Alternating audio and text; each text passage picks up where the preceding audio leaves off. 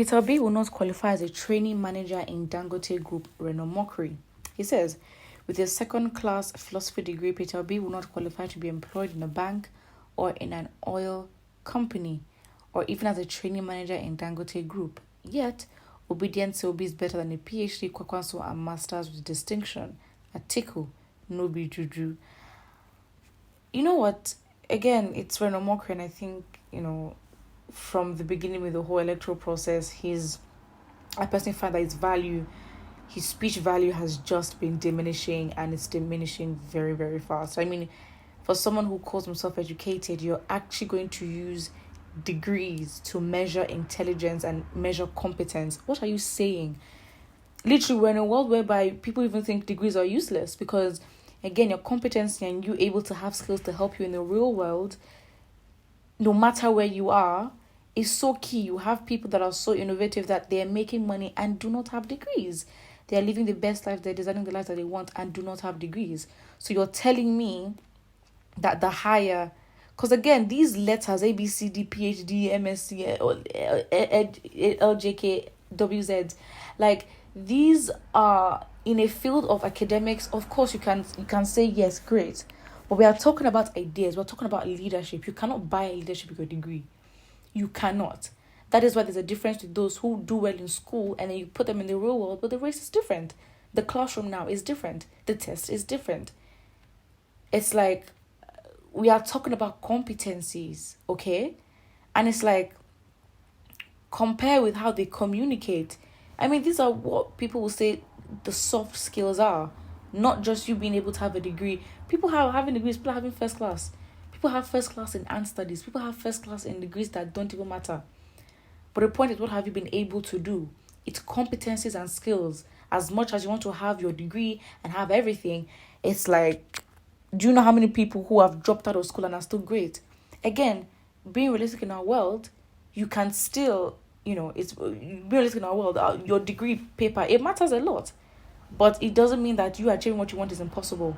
And again, it's like, this is Renault Mockery who's worked, been an aide to a president. I mean, what are we talking about? If this is the mindset of those that are in power, it's a problem. It's a very, very big problem. And it's just like, what is the point? And it's so shameful because it's like the value in your statement. Are you not embarrassed? I mean, it's like Peter B, even looking at his CV, has done so much. Again, everyone was looking shivering, but in the corporate world, it's like your first impression, your CV, what have you done? That is the weight of you as an individual and your skills and the value that you add. It's always how you can add value. It is always about how you can add value. These are skills, competencies, leadership, communication, presentation, your mannerisms, your attitude.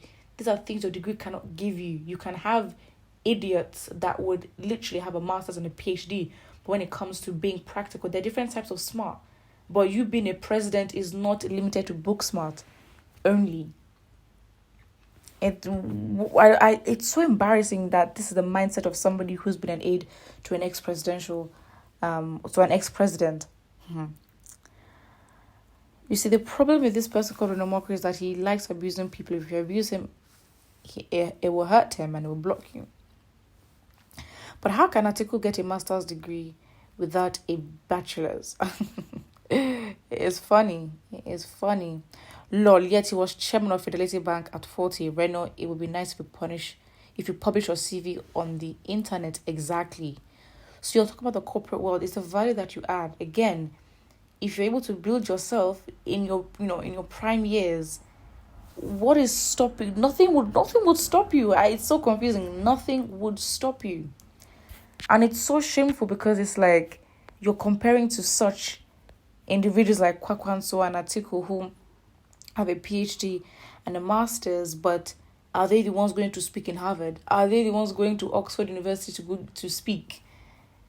This is where the difference is. So you have these people that are in the same class getting A stars, but in the real world, it's like, well, you're barely even passing. It's a problem, and again, it's just like it's so embarrassing. It's very shameful. It's very disappointing to hear someone like Renamoki speak like this. I mean, he's been saying things where you're just like, oh, not again, please. Like, relax. And now he says this as well. You're just like, wait, what? How?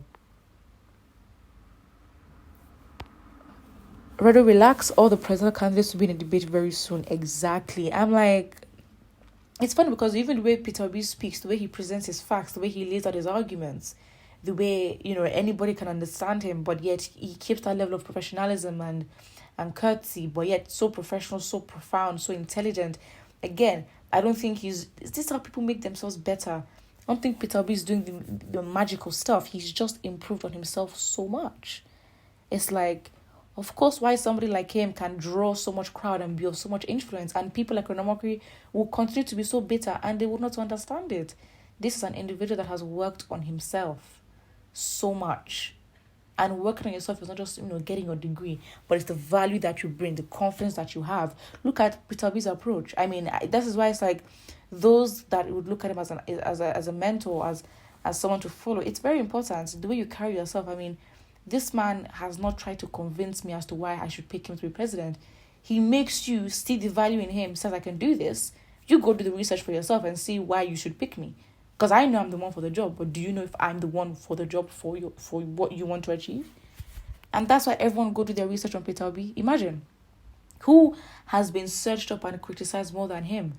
But you will not hear Peter Obi trying to beg or be desperate, to say why he is the best. No, he knows it.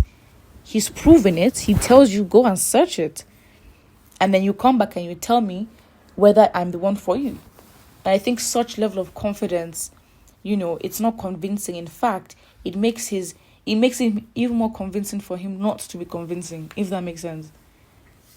I mean, I personally think that's how it works. That is literally how it works. And if you want to be, if you're looking to become a president or just be influential, I mean, someone like Peter B is who you should really learn from. And I think that's amazing. That is amazing. But yeah, what I think about this. What do you think Renamoki has? What do you think? Do you think he has value in what he's saying?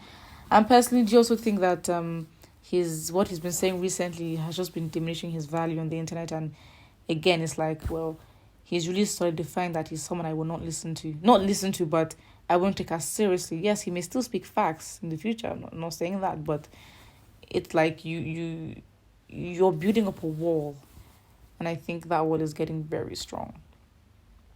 But again, compared to Dangote as well, wouldn't be a training manager. I'm like, what are you saying? In fact, he would be more than a training manager. Like, Peter Obi is the person that will come to your interview and he will not just answer your questions right as an employee or an employer. You would say, well, I need that guy in my team. That is the kind of person we need to become. Put what you think in the comment section below and don't forget to like and subscribe.